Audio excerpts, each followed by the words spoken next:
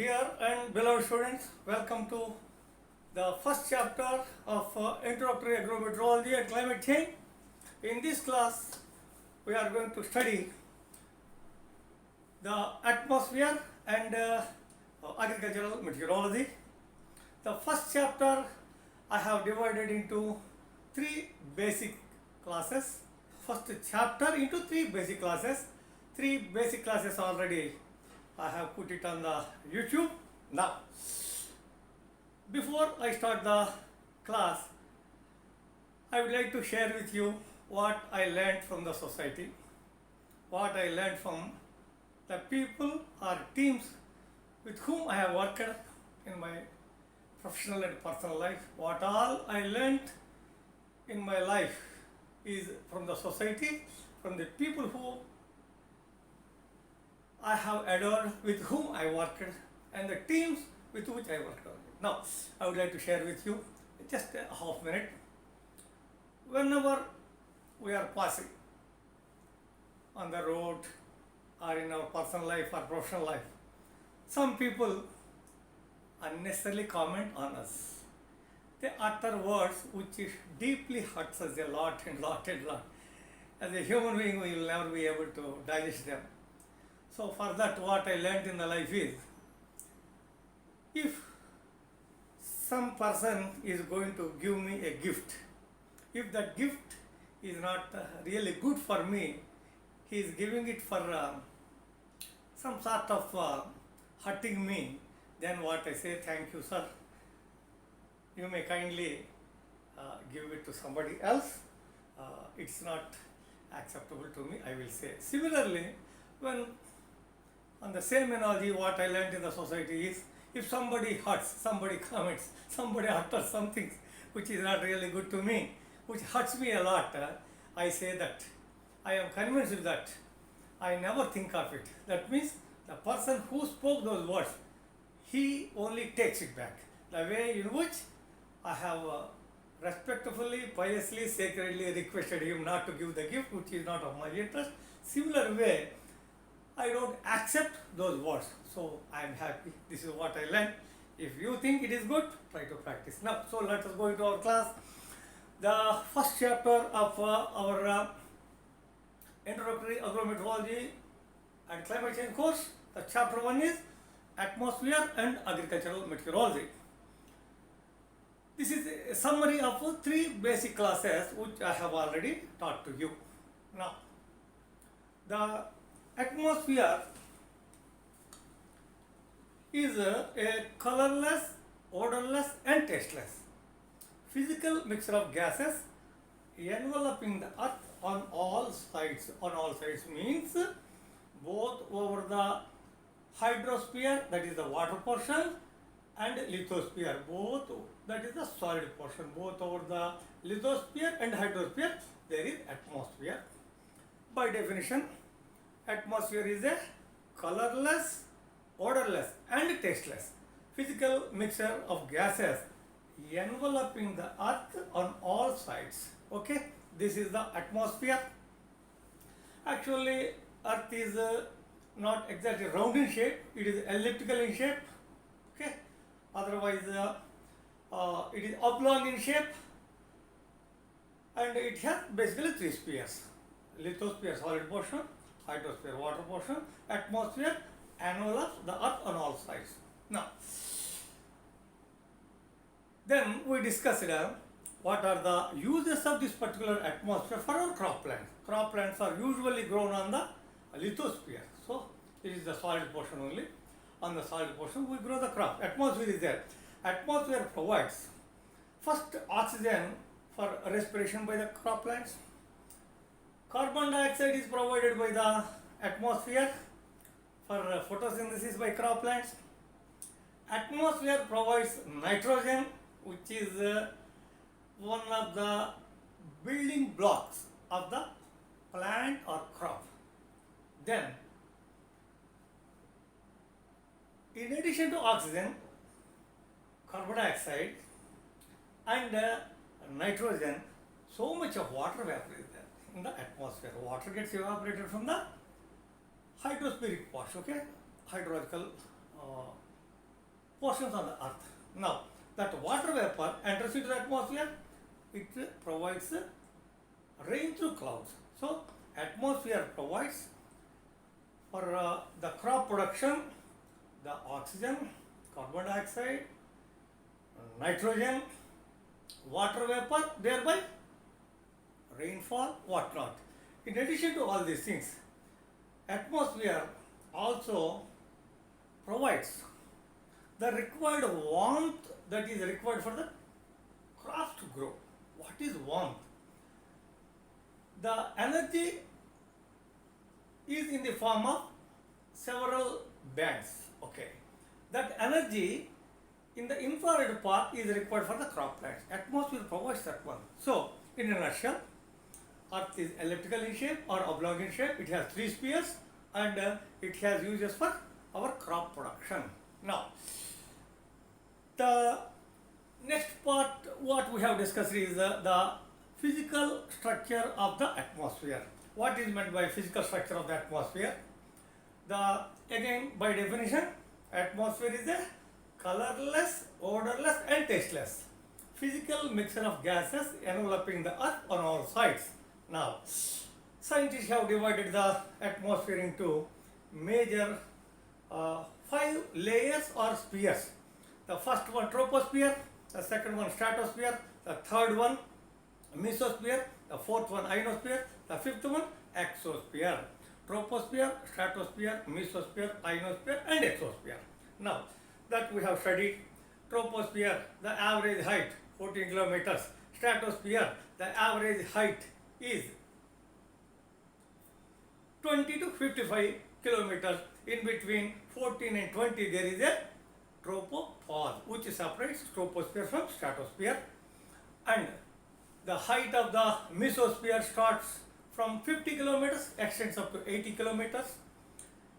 From stratosphere into mesosphere between 30 and 60 kilometers from the earth surface is the ozonosphere. Then we have ionosphere starting from 80 to 400 kilometers. However, some scientists, particularly climatologists, have taken from 80 kilometers to 130 kilometers above the surface of the earth as a thermosphere, and the final layer is from 400 to 1000 kilometers. So that means the exosphere is 400 to 1000 kilometers away from the surface of the earth. Good. Now, what are the basic characteristics of troposphere, stratosphere, mesosphere, ionosphere and exosphere? As far as temperature is concerned, in the troposphere, the temperature goes on decreasing. Adiabatic lapse rate, we call it as 6.5 degrees centigrade for every 1 kilometer vertical height. Okay. In the stratosphere, the temperature increases, unlike troposphere. The temperature increases in the stratosphere. In the mesosphere, again, like troposphere, the temperature goes on increasing. Now, from then onwards, okay, ionosphere, exosphere, the temperature continuously goes on increasing. Now, as far as other names of these 5 atmospheric spheres are concerned, troposphere is known as seat of weather phenomena. Stratosphere is known as seat of photochemical reactions. Mesosphere is also known as chemosphere because there is a ozone layer, and in the ozone layer what happens is the ultraviolet radiations are absorbed. So for this reason, that particular part between 30 and 60 kilometers above the surface of the earth, we call it as the chemosphere. Then ionosphere, the use of ionosphere is long distance radio communication is possible because of the presence of the ions. Okay, ionized particles present in the ionosphere. Of course, hydrogen and helium ions are present in the exosphere.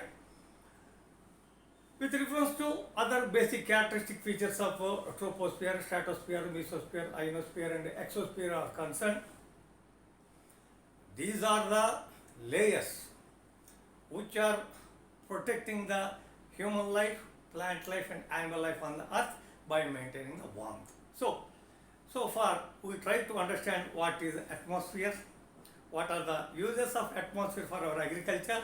Then what are the layers, otherwise physical structure of the atmosphere. Now, from here we try to understand what is weather, what is climate, what is meteorology, what is climatology, what is agricultural meteorology, what is agricultural climatology. Weather, by definition, weather is defined as a state or condition of the atmosphere at a particular place and at a given instant of time. At a particular place and at a given instant of time.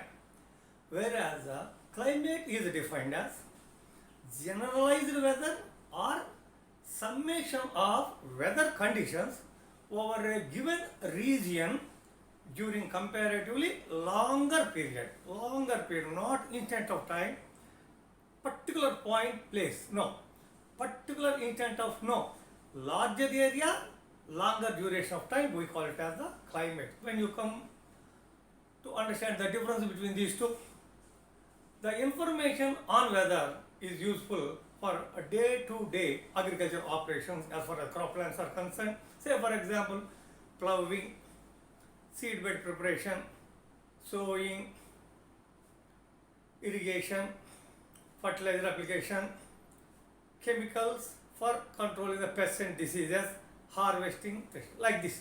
Okay, for all these things the information on weather is useful. Similar numerical values of weather at different places have almost same weather.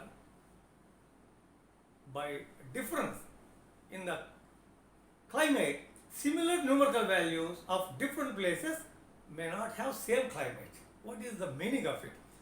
Suppose in our college campus the temperature at 2 o'clock is 25.5 degrees centigrade. So the impact of 25.5 in our college or across the country, different campuses, different universities, different colleges, it will have same effect. Why? Because it is weather, 25.5, simple, same experience you will find. Crops are also affected by same 25.5 when it is there, how they respond, or animals, how they respond. But climate, when I say the winter temperatures in the northern India are 10 to 15 degrees centigrade.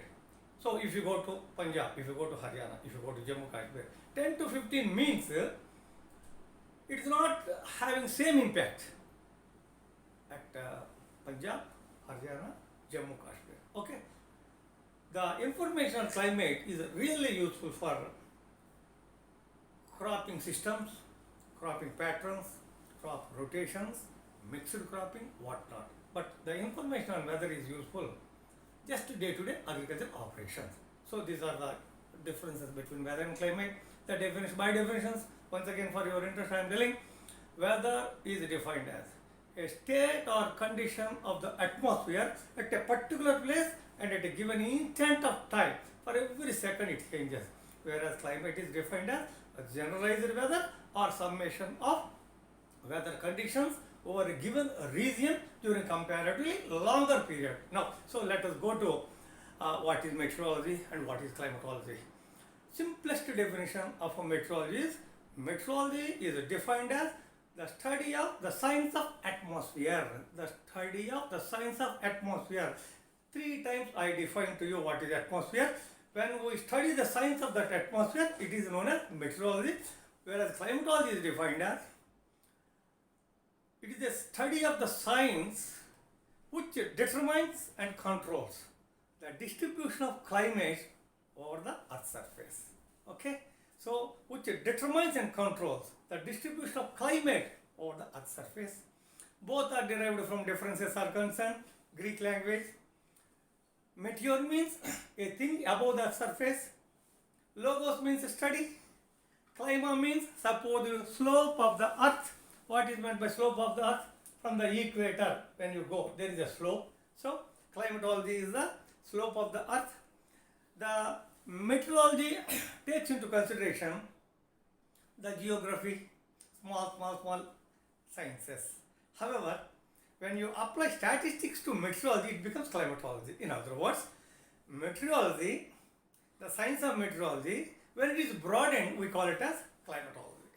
Now, So after knowing what is weather, what is climate, what is meteorology and what is climatology and their differences, what is agricultural meteorology?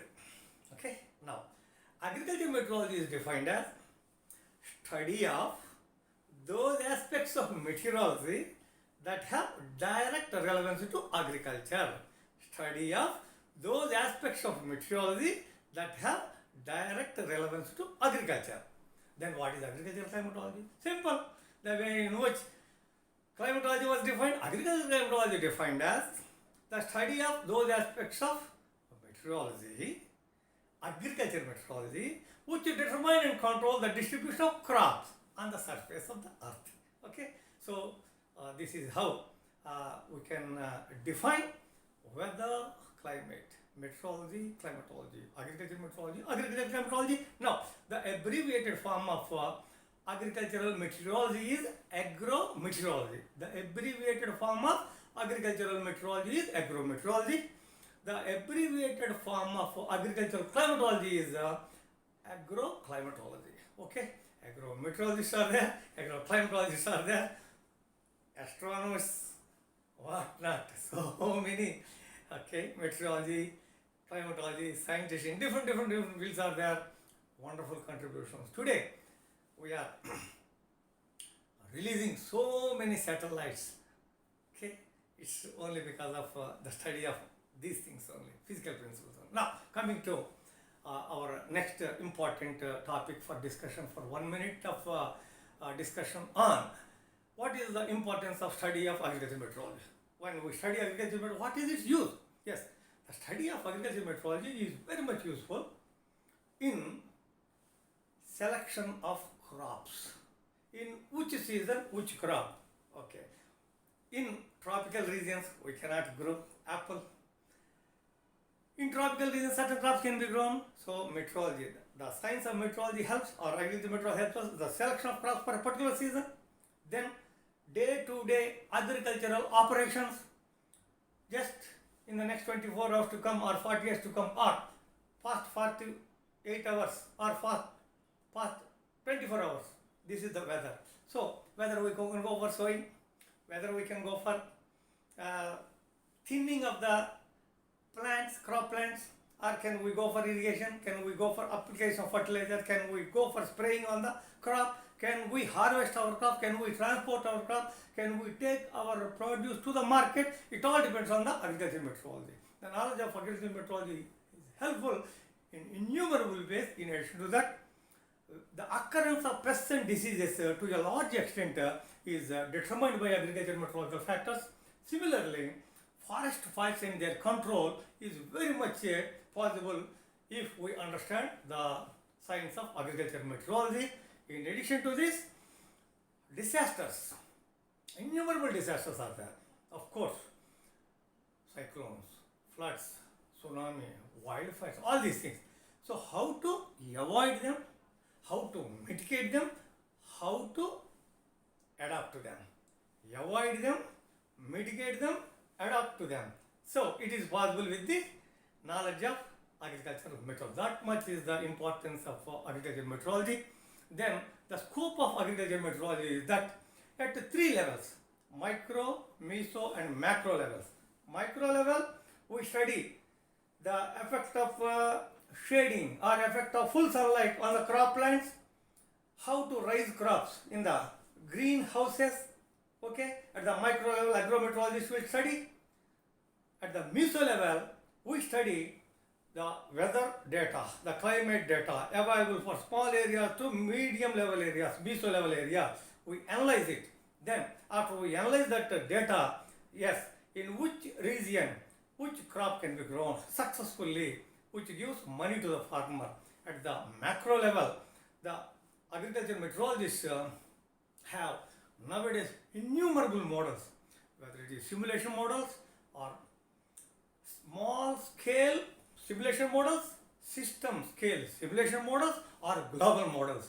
Through this, what was the climate? What is the climate? What is the possibility of climate? Is it going to be congenial for food security or not? At the macro level, agrometeorologists will study. At the micro level, How, for example, photosynthesis is affected by shading or full sunlight intensity. That's how. Then we tried to understand in the first three basic lectures the agricultural seasons. There are before we go to agricultural seasons in the globe, there are four major seasons globally accepted. The first one is the spring, next one is the summer, then autumn, and finally winter season. Okay, spring, summer, autumn. Spring, March, April, May. Summer, June, July, August. Autumn, okay, October, November, December. For every 3 months, okay, like that winter, December, January, February. Okay, for example, we start from March, April, May, spring, June, July, August, summer, September, October, November, okay, that is autumn, December, January, February, that is the winter season globally. Okay, now as far as tropical areas are concerned, there are basically two seasons, Kharif and Rabi. Southwest monsoon season we call it as the Kharif season, or grand rainfall season we call it where most of the crops are grown. The northeast monsoon season we call it as the Rabi season. Kharif season, southwest monsoon. Rabi season, northeast monsoon. Of course, summer season is there, few crops are grown. Then, after knowing this, how the study of agriculture meteorology is helpful to us, we also tried to understand what exactly is the effect or impact of atmosphere on our crops. So with this, I tried my level best to give some basics in the first three basics classes. Now at the end of the class, I would like to tell a small, not exactly story, a small experience, or you can say that a small story, like, okay, let's go for a small story. Now, once there was a farmer. That farmer was having very good number of animals with him, cows, buffaloes, poultry, whatnot, everything. Once he saw a camel. After seeing the camel, he was so frightened. What would be the behavior of this camel? Let me not go to it. However, after seeing it first day, first week, first 15 days, he started to understand its boldness. Then, after seeing for 1 month in the nearby farm, in the nearby farmer's fields, it was to his experience it was so docile. Then he started domesticating that camel. One day, he took his son and then kept a small wooden stick, okay, into the mouth of it, and asked his son to take it to the fields of him. So what exactly does it mean? When you go on seeing, using things, you get used to it. First you may be frightened. Then once you get used to it, it would be very easier. This is the moral of the story. So, thanking you very much. We meet for the second summary of the second chapter as early as possible. Thank you very much. May God